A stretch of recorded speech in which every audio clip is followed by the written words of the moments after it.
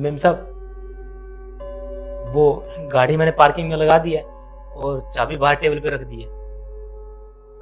तो अब मैं चलता हूँ। ठीक है, जाओ। जी मालकिन, जा रहा हूँ फिर। रामू, तुम कहाँ जा रहे हो? अरे साहब, वो क्या है ना, आज सुबह मेरे भाई का कॉल आया था गांव से। वो कह रहा था कि माँ की तबीयत है ना कुछ ज्यादा ही खराब हो गई है, तो मुझे गांव जाना पड़ेगा।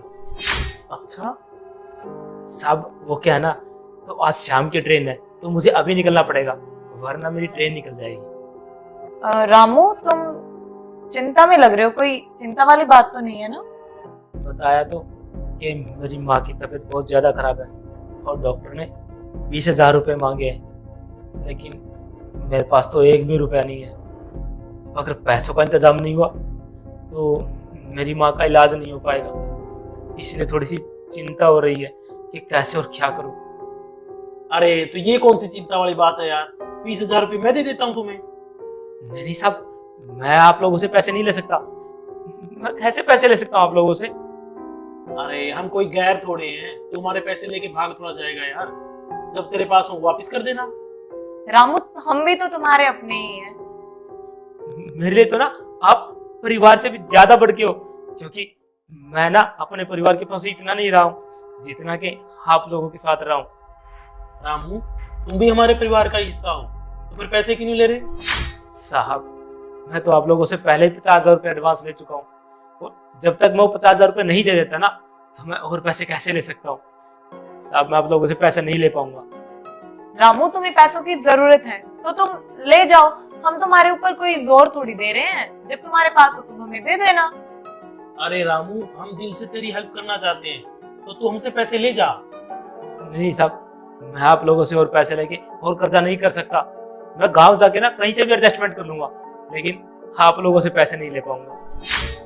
रामू, ठीक है, तुम्हें हमसे पैसे नहीं चाहिए तो कोई बात नहीं।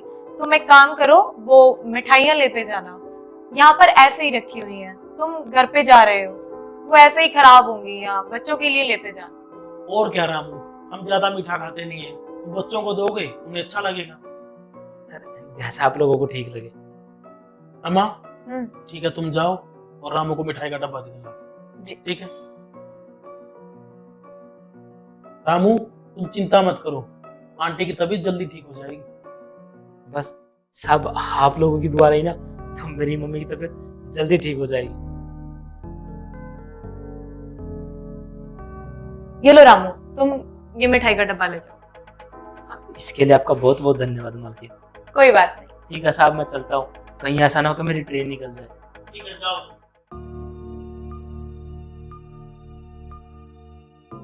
अरे यार, ट्रेन निकल जाएगी। ये डब्बा इतना हल्का क्यों लग रहा है? कहीं ऐसा तो नहीं कि मालकिन ने मिठाई की जगह कोई दूसरा डब्बा उठा के दे दिया हो? देखता हूँ।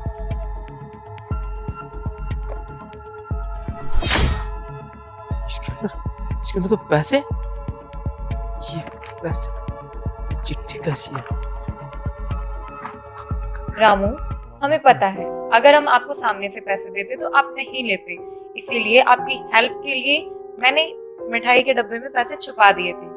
आप स्वाभिमानी हो, अच्छी बात है, पर हम तुम्हारी हेल्प करना चाहते थे, इसीलिए हमने ये तरीका अपनाया।